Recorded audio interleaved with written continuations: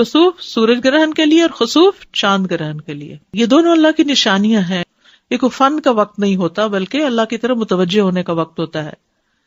سورج اور چاند اللہ کی دو نشانیوں میں سے ہے. اللہ سورج کو گرہن اور چاند کو گرہن لگا کر اپنے بندوں کو قیامت کا دن یاد کراتا ہے کہ اس دن ان کی روشنی ختم ہو جائے گی. اس میں آپ دیکھیے کہ ہمارے یہاں بڑے توہمات ہیں یعنی چاند اور سورج گرہن کے ساتھ. شامت آتی ہے حاملہ خاتون کی کہ اس نے لیٹنا نہیں ہے اور اس کو چلتے ہی رہنا ہے ورنہ بچے کے منہ پہ داغ پڑ جائے گا اور اس قسم کی بہت سی باتیں. اس موقع پر نبی صلی اللہ علیہ وسلم کے بیٹے فوت ہوئے تھے تو لوگوں نے اس کو اس سے منسوب کر لیا کہ اس وجہ سے یہ گہن ہوا ہے کیونکہ ابراہیم کی وفات ہوئی ہے اس کے ساتھ ہی ہوا. تو آپ نے فرمایا اس کا کسی کی موت سے کوئی تعلق نہیں. یعنی یہ نہیں کہ کسی ملک کا سربراہ وہ مر جائے گا کیونکہ اس کے ہوتے ہوئے سورج گرہن یا چاند گرہن لگ گیا. اور چونکہ آپ نے اس کا حکم دیا تھا پڑھنے کے لیے لیکن پھر بھی نفلی نماز ہے, اگر کسی مجبوری سے انسان نہ پڑھ سکے تو کوئی بات نہیں.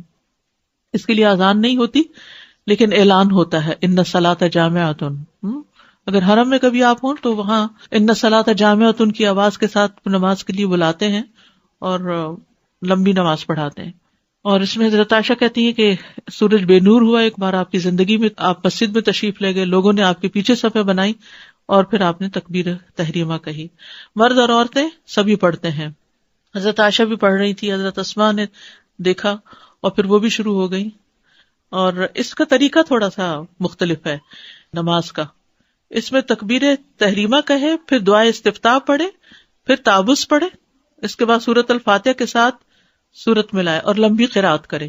ثم یرکع رکوعا طویلا, پھر لمبا رکوع کرے, پھر رکوع سے سر اٹھا کر سمع اللہ لمن حمدہ ربنا ولک الحمد کہے, پھر دوبارہ سے سورۃ فاتحہ پڑھے, سجدے میں نہیں جانا ابھی, ٹھیک ہے, اور پھر سورۃ فاتحہ کے ساتھ کسی دوسری سورت کو ملا کر لمبی قرات کرے تاہم پہلی رکعت یا پہلے قیام سے یہ قیام تھوڑا کم ہوگا. پھر دوسری مرتبہ لمبا رکوع کرے لیکن پہلے رکوع سے قدرے کم لمبا ہوگا. پھر رکوع سے سر اٹھائے, ٹھیک ہے, یعنی رکوع بھی تھوڑا لمبا لیکن پہلے رکوع سے کم. پھر رکوع سے سر اٹھائے, کافی دیر کھڑا رہے, سمع اللہ لمن حمدہ ربنا ولک الحمد پڑھے, پھر دو لمبے لمبے سجدے کرے. اسی طرح دونوں سجدوں کے درمیان بھی کافی دیر بیٹھے یعنی جلسہ میں. اس میں کیا پڑھتے ہیں رب اغفر لی رب اغفر, اس کی تکرار کرتا رہے. پھر دوسری رکعت کے لیے کھڑا ہو اور بالکل پہلی رکعت کی طرح دوسری رکعت میں بھی دونوں رکوع وغیرہ ادا کرے, ٹھیک ہے.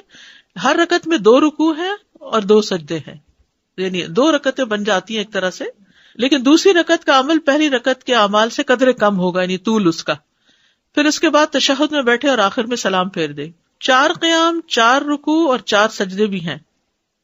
جہری قرات, آپ نے بلند آواز سے قرات فرمائی تھی. اس میں پرمشقت قیام تھا. حضرت عائشہ کہتی ہے کہ رسول اللہ صلی اللہ علیہ وسلم کے زمانے میں سورج کو گرہن لگ گیا تو آپ نے بڑا پرمشقت قیام یعنی بہت دیر کھڑے رہے, لمبا قیام کیا. آپ کا قیام سورۃ البقرہ کی قرات کی طرح طویل تھا. ہم تو پوچھتے ہفتے میں سورۃ بقرہ پڑھ لیں. اسماء بنت ابی بکر سے روایت, انہوں نے کہا کہ ایک دن نبی صلی اللہ علیہ وسلم تیزی سے لپک کر گئے. کہا ان کی مراد اس دن سے تھی جس دن سورج گرہن لگا ہوا تھا. تو جلدی میں آپ نے قمیص اٹھا لی, حتیٰ کہ آپ کو چادر لا کر دی گئی تو آپ نے لوگوں کو امامت کراتے ہوئے انتہائی طویل قیام کیا. اگر کوئی ایسا انسان آتا جس کو یہ پتا نہ ہوتا کہ آپ قیام کے بعد رکوع کر چکے ہیں تو اس قیام کی لمبائی پر وہ کبھی نہ کہہ سکتا کہ آپ ایک دفعہ رکوع کر چکے ہیں. طویل رکوع اور سجود. پھر نماز کے بعد خطبہ دینا. گرہن لگنے پر کرنے کے کام کیا ہے؟ ذکر, دعا اور استغفار کی طرف لپکنا, کثرت سے استغفار کرنا, تسبیح تحمید اور تہلیل کہنا, عذاب قبر سے پناہ مانگنا. آپ نے جب طویل قیام کیا تو فراغت کے بعد جو کچھ اللہ نے چاہا اسے بیان کیا اور پھر لوگوں کو حکم دیا کہ وہ عذاب قبر سے پناہ مانگے. صدقہ کرنا.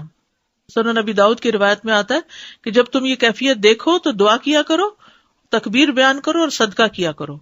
غلام آزاد کرنا.